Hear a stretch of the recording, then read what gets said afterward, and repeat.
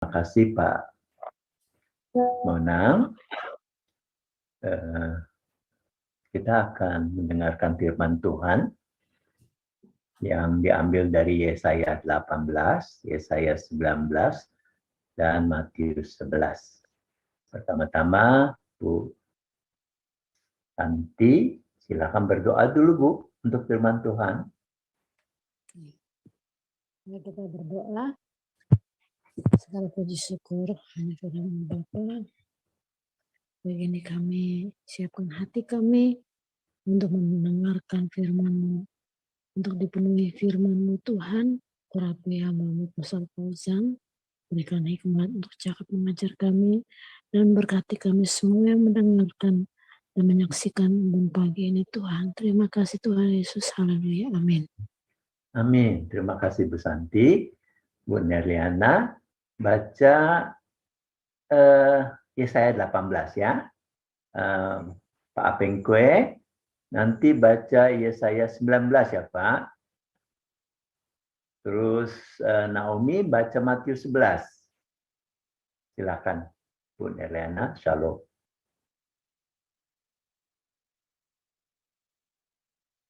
Saya udah buka tadi. Iya. Terima kasih Pak Hawe. Hai, Shalom Bu. Hawe. Ya. Kedengaran di sana Pak Hawe? Ya, samar-samar. Oke lah, 18 nggak banyak kan? Oke. Ya. Baik, terima kasih Pak Hawe. Salam Bapak Ibu semua, saudaraku sekalian. Baiklah, marilah kita sama-sama membaca firman Tuhan dari kitab Yesaya 18 ayat 1 sampai 7. Demikian firman Tuhan. Wahai negeri dengan sayap di seberang sungai-sungai Ethiopia, yang mengirim duta-duta melalui laut dalam perahu-perahu pandan mengarungi permukaan air.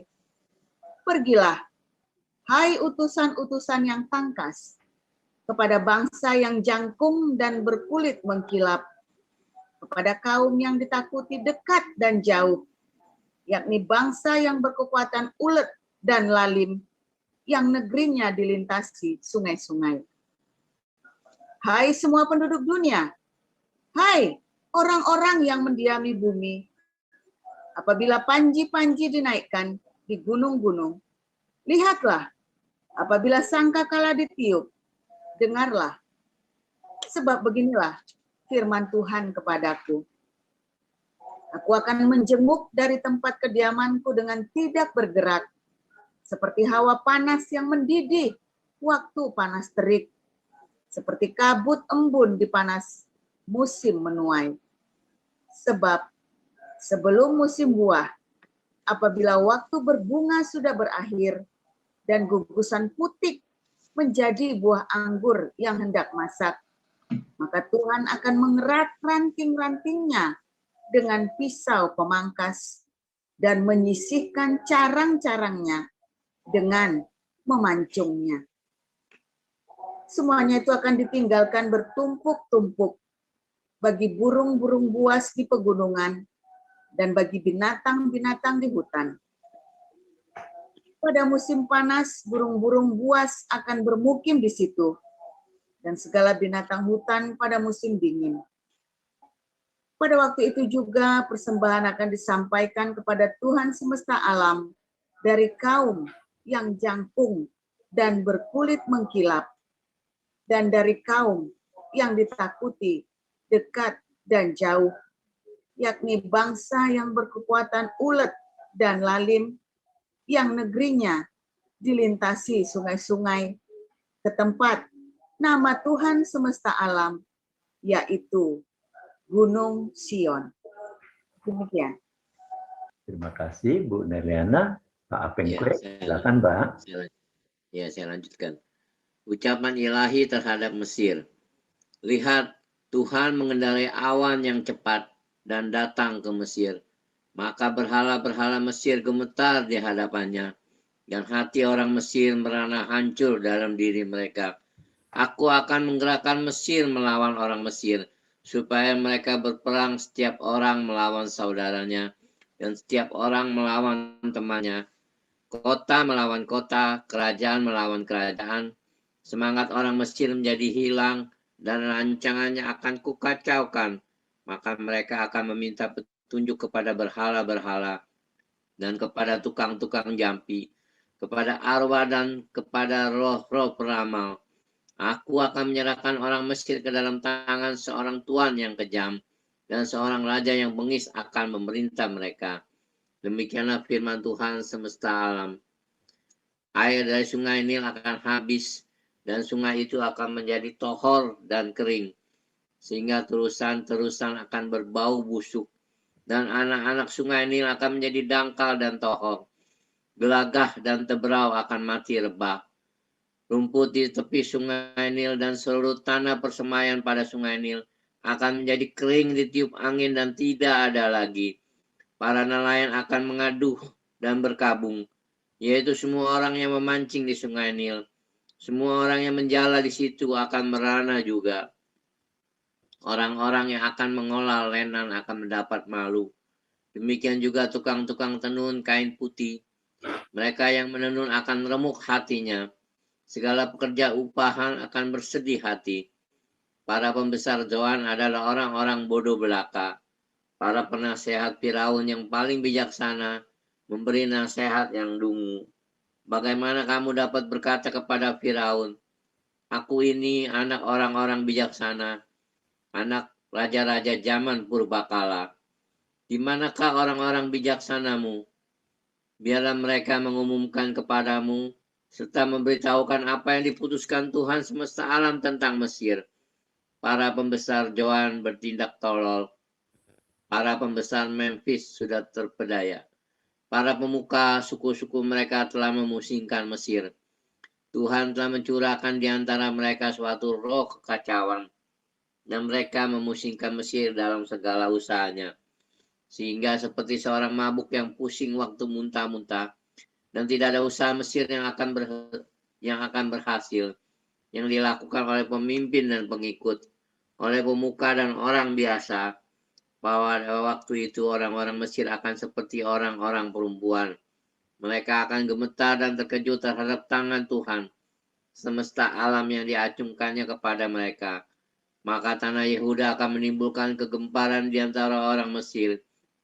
Dan siapapun yang teringat kepadanya akan terkejut mendengar keputusan Tuhan semesta alam yang diambilnya mengenai mereka. Pada waktu itu akan ada 5 kota di tanah Mesir yang berbicara bahasa Kanaan dan yang bersumpah demi Tuhan semesta alam. Satu di antaranya akan disebutkan Ir Heres. Pada waktu itu akan ada mesbah bagi Tuhan di tengah-tengah tanah Mesir dan tugu peringatan bagi Tuhan pada perbatasannya. Itu akan menjadi tanda kesaksian bagi Tuhan semesta alam di tanah Mesir. Apabila mereka berseru kepada Tuhan oleh karena orang-orang penindas, maka ia akan mengirim seorang juru selamat kepada mereka yang akan berjuang dan akan melepaskan mereka. Tuhan akan menyatakan diri kepada orang Mesir, dan orang Mesir akan mengenal Tuhan pada waktu itu. Mereka akan beribadah dengan korban sembelihan dan korban sajian, dan mereka bernasar kepada Tuhan serta membayar nasar itu. Tuhan akan mengajar orang Mesir, akan menghajar dan menyembuhkan, dan mereka akan kembali kepada Tuhan, dan ia akan mengabulkan doa mereka serta menyembuhkan mereka. Pada waktu itu akan ada jalan raya dari Mesir ke Asyur, sehingga orang Asyur dapat masuk ke Mesir, dan orang Mesir ke Asyur, dan Mesir akan beribadah bersama-sama Asyur. Pada waktu itu Israel akan menjadi yang ketiga di samping Mesir dan di samping Asyur. Suatu berkat di atas bumi yang diberkati oleh Tuhan semesta alam dengan berfirman, diberkatilah Mesir umatku dan Asyur buatan tanganku dan Israel milik pusakaku. Demikian firman Tuhan. Terima kasih Pak Apeng. Silakan Naomi. Ya, terima kasih Pak Hawe. Saya akan melanjutkan Matius 11. Setelah Yesus selesai berpesan kepada ke-12 muridnya, pergilah ia di sana untuk mengajar dan memberitakan Injil di dalam kota-kota mereka. Di dalam penjara Yohanes mendengar tentang pekerjaan Kristus, lalu menyuruh murid-muridnya bertanya kepadanya, "Engkaukah yang akan datang itu, atau haruskah kami menantikan orang lain?" Yesus menjawab mereka, "Pergilah dan katakanlah kepada Yohanes, apa yang kamu dengar dan apa yang kamu lihat. Orang buta melihat, orang lumpuh berjalan, orang kusta menjadi tahir, orang tuli mendengar, orang mati dibangkitkan, dan kepada orang miskin diberitakan kabar baik. Dan berbahagialah orang yang tidak menjadi kecewa dan menolak aku." Setelah murid-murid Yesus pergi, mulailah Yesus berbicara kepada orang yang banyak itu tentang Yohanes. "Untuk apakah kamu pergi ke padang gurun, melihat buluh yang digoyahkan angin ke kian kemari? Atau untuk apakah engkau pergi melihat orang berpakaian halus? Orang berpakaian halus itu tempatnya di istana raja. Jadi untuk apakah kamu pergi melihat nabi? Benar, dan aku berkata kepadamu, bahkan lebih daripada nabi, karena tentang dia ada tertulis, 'Lihatlah, aku menyuruh utusanku mendahului engkau. Ia akan mempersiapkan jalanmu di hadapanmu.' Aku berkata kepadamu, sesungguhnya di antara mereka yang dilahirkan oleh perempuan tidak tampil seorang yang lebih besar daripada Yohanes Pembaptis. Namun yang terkecil dalam kerajaan sorga lebih besar daripadanya. Sejak tampilnya Yohanes Pembaptis hingga sekarang, kerajaan sorga diserong dan orang yang menyerongnya mencoba menguasainya. Sebab semua nabi dan kitab Taurat bernubuat hingga tampilnya Yohanes. Dan jika kamu mau menerimanya, ialah Elia yang akan datang itu. Siapa bertelinga, hendaklah ia mendengar dengan apa yang kuumpamakan angkatan ini.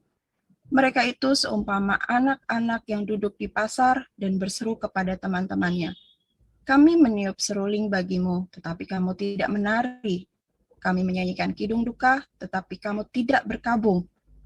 Karena Yohanes datang, ia tidak makan dan tidak minum, dan mereka berkata, ia kerasukan setan. Kemudian Anak Manusia datang, ia makan dan minum, dan mereka berkata, lihatlah, ia seorang pelahap dan peminum, sahabat pemungut cukai dan orang berdosa. Tetapi hikmat Allah dibenarkan oleh perbuatannya." Lalu Yesus mulai mengecam kota-kota yang tidak bertobat, sekalipun di situ ia paling banyak melakukan mukjizat-mukjizatnya. "Celakalah engkau Khorazim, celakalah engkau Betsaida, karena jika di Tirus dan di Sidon terjadi mukjizat-mukjizat yang telah terjadi di tengah-tengah kamu, sudah lama mereka bertobat dan berkabung. Tetapi aku berkata kepadamu, pada hari penghakiman, tanggungan Tirus dan Sidon akan lebih ringan daripada tanggunganmu. Dan engkau Kapernaum, apakah engkau akan dinaikkan sampai ke langit? Tidak. Engkau akan diturunkan sampai ke dunia orang mati. Karena jika di Sodom terjadi mukjizat-mukjizat yang telah terjadi di tengah-tengah kamu, kota itu tentu masih berdiri sampai hari ini. Tetapi aku berkata kepadamu, pada hari penghakiman, tanggungan negeri Sodom akan lebih ringan daripada tanggunganmu. Pada waktu itu berkatalah Yesus, aku bersyukur kepadamu Bapa, Tuhan langit dan bumi, karena semua itu orang sembunyikan bagi orang bijak dan orang pandai, tetapi engkau nyatakan kepada orang kecil. Ya Bapa, itulah yang berkenan kepadamu. Semua telah diserahkan kepadaku oleh Bapakku, dan tidak seorang pun mengenal anak selain Bapa. Dan tidak seorang pun mengenal Bapa selain anak, dan orang kepadanya anak itu berkenan menyatakannya. Marilah kepadaku semua yang letih lesu dan berbeban berat, aku akan memberi kelegaan kepadamu. Pikulah kuk yang kupasang dan belajarlah kepadaku, karena aku lemah lembut dan rendah hati, jiwamu akan mendapat ketenangan. Sebab kuk yang kupasang itu enak dan bebanku ringan. Amin. Amin. Terima kasih para lektoren. Silakan Pak Paul untuk pencerahannya. Ya, haleluya, luar biasa. Firman Tuhan selalu baru ya bagi kita semua yang menanti-nantikan Tuhan. Firman Tuhan selalu memberikan kemenangan, kelegaan, kekuatan apabila kita terus percaya kepada Tuhan. Nah, tapi seringkali kalau Anda sudah ada di dalam gereja, ya, Anda sudah ada di dalam gereja, Anda malah tidak merasakan kemenangan itu ya. Karena Anda sudah dibius dengan ilusi dari Tuhan, ilusi agama, ya, memabukkan dan membuat Anda nyaman. Ya, Anda pikir kalau Anda sudah ada di gereja sudah selesai. Ya, saya katakan kepada Anda, bahkan orang-orang yang tidak pergi ke gereja, ya hidupnya jauh lebih diberkati dari Anda. Karena mereka melakukan apa yang Tuhan Yesus kehendaki saudara dalam hidupnya. Sementara orang-orang di dalam gereja, justru karena mereka merasa sudah puas dengan hidupnya, dan walaupun hidupnya sangat kasihan, ya, tetapi dia merasa, ya itulah sudah. Ya,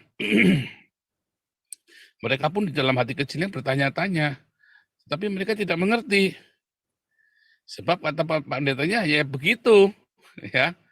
Nah, sementara Anda kalau datang ke tempat ini, Anda akan menerima pengajaran yang berbeda, dan akhirnya Anda dipulihkan. Kalau Anda menerimanya, ya, karena kita membongkar semua dogma-dogma yang ternyata nggak ada di Alkitab. Ya, kita tubuhkan kembali, ya, bagaimana Anda datang kepada Tuhan yang sejati, bukan kepada Tuhan ilusi. Nah, ada tadi ya, Yesus memberikan pembandingan ya.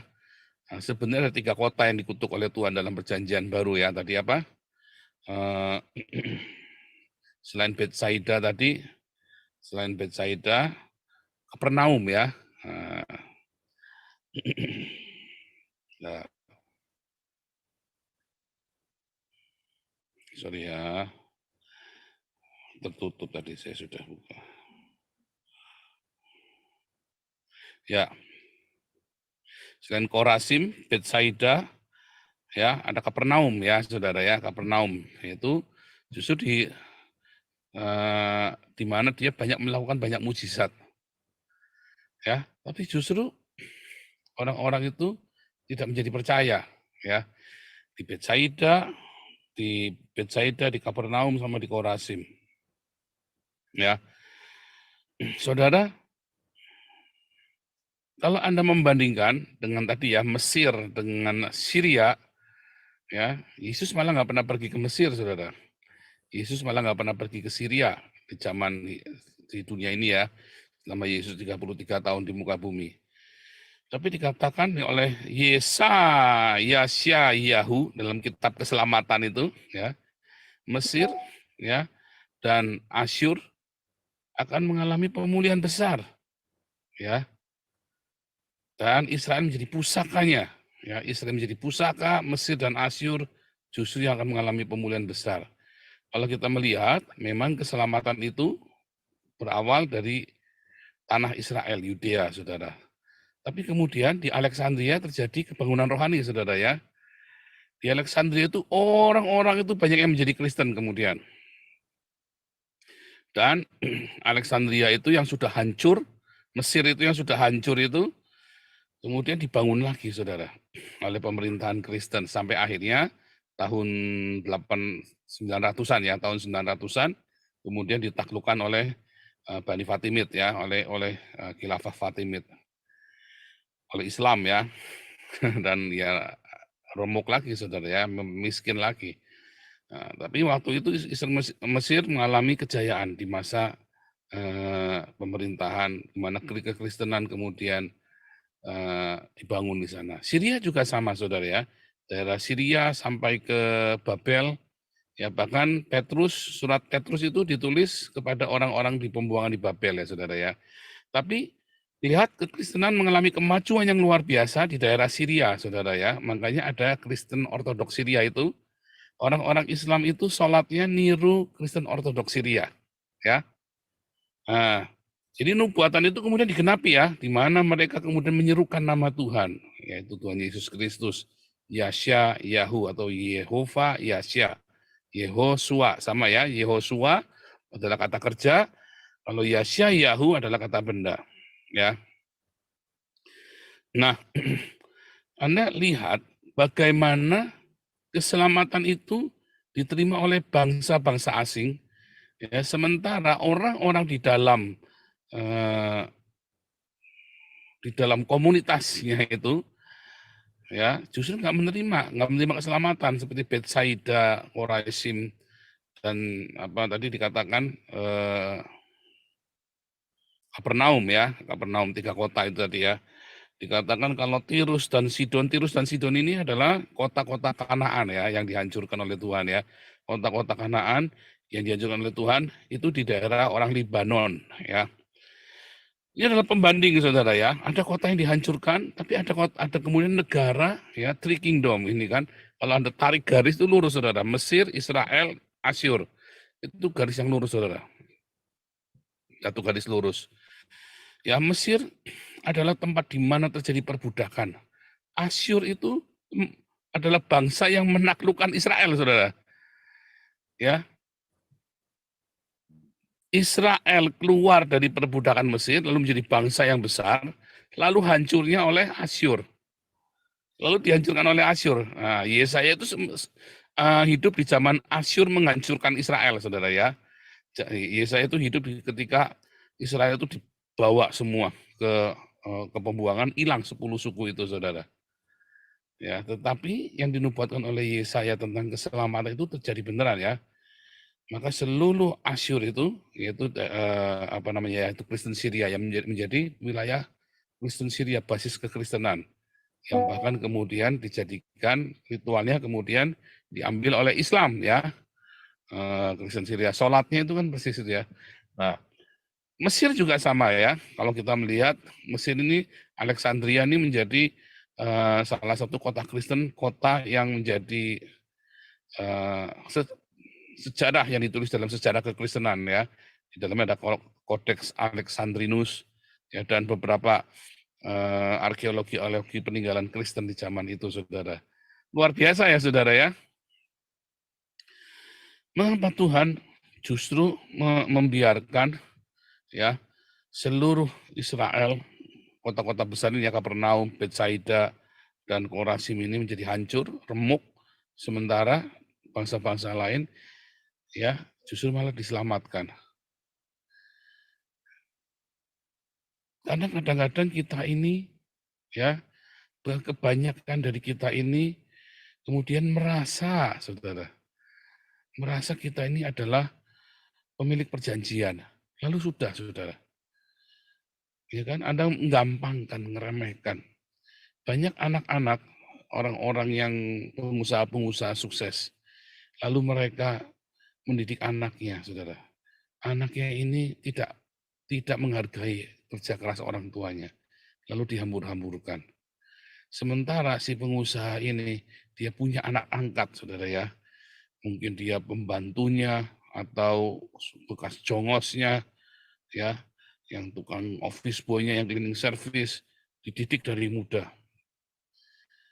Dan kemudian justru berhasil.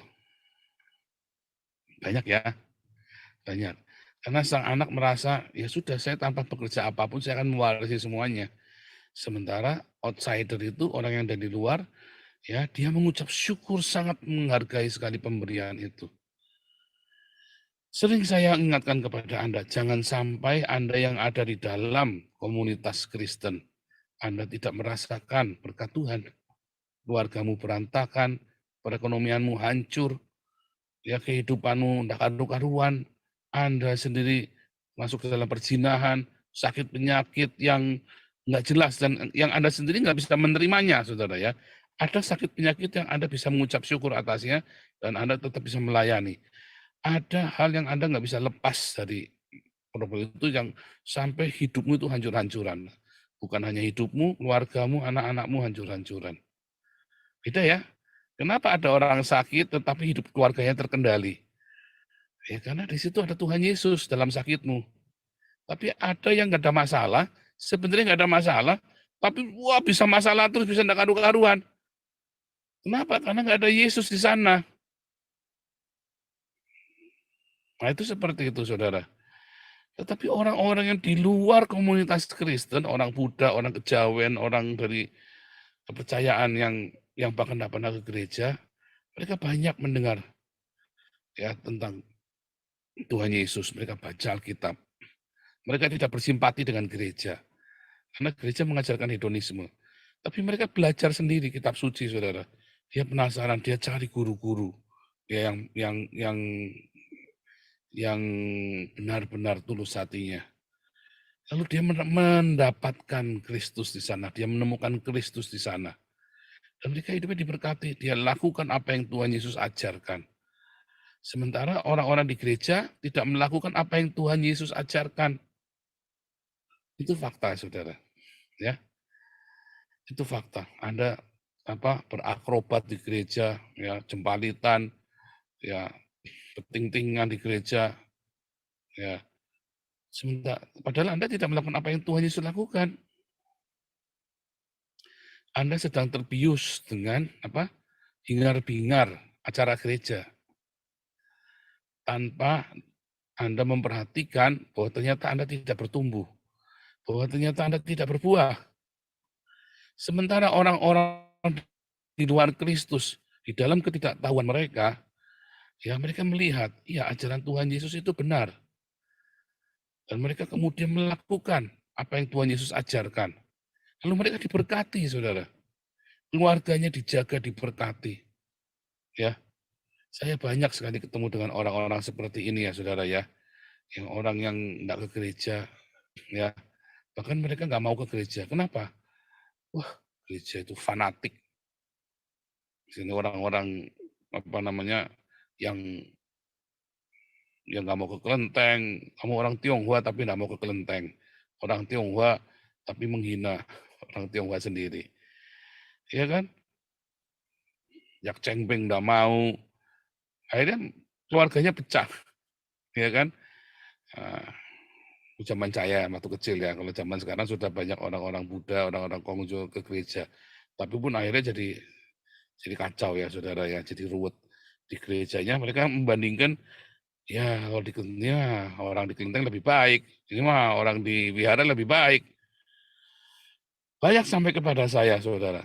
Tapi karena mereka percaya kepada Yesus, dan akhirnya mereka terhisap, dan akhirnya gereja menghasilkan orang-orang yang munafik. Karena tidak melakukan apa yang Tuhan Yesus kehendaki. Ya kan? Ini sebetulnya firman Tuhan yang sangat keras, saudara. Ketika Tuhan akan memulihkan Mesir dan Asyur, dan akan menegakkan nama Tuhan di sana. Persis seperti di Babel. Ya, Israel diberi misi, saudara, di dalam Yesaya 6 itu ya. Israel itu diberi misi untuk memberitakan keselamatan pada bangsa-bangsa. Tetapi mereka kemudian malah murtad. Setelah mereka di Babel, ya, justru Nebukadnezar Raja Babel ini, saudara, yang memaklumkan nama Yehova ke seluruh dunia, saudara. Mengerikan ya. Justru Kores sang disebut Mesias, ya, yang mengembalikan orang-orang Yehuda, orang-orang Yahudi kembali ke Yerusalem. Dan bahkan dari kas negara, saudara, dibangunlah bait suci.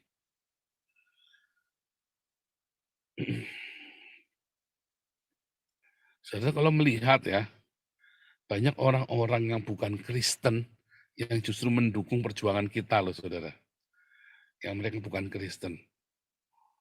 Tetapi banyak orang-orang pendeta-pendeta yang justru mencaci maki kita, saudara. Banyak pendeta-pendeta yang justru mencaci maki kita. Tapi banyak orang-orang yang bukan Kristen yang justru mendukung perjuangan kita dan ikut berdonasi, saudara. Ajaib kan? Ajaib, saudara. Ya. Pak, saya bukan Kristen, Pak. Tapi saya boleh ya, Pak, ikut sumbangsih, ikut berdonasi di Damari. Saya suka dengan pengajaran yang Pak Paulus sampaikan. Justru yang menghargai orang-orang yang bukan Kristen, saudara. Orang-orang gerejanya malah menganggap kita ini sesat, saya ini sesat.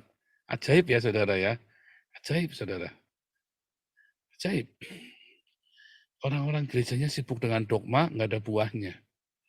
Sementara orang-orang di luar Tuhan, akhirnya mereka yang mendapatkan berkat dari pengajaran di tempat ini, saudara. Nah, itu fakta. Ya.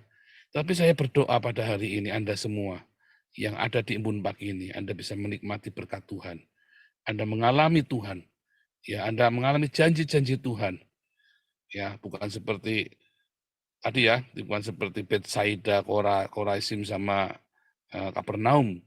Ada banyak mujizat dipertontonkan. Tapi mereka sendiri tidak merasakannya. Mereka tidak diselamatkan. Malah menjadi terkutuk hidupnya. Ya, di gereja banyak sekali mujizat dipertontonkan. Tetapi bahkan pendetanya sendiri nggak hancur keluarganya, saudara. Karena ajaib kan? Ajaib nggak ajaib.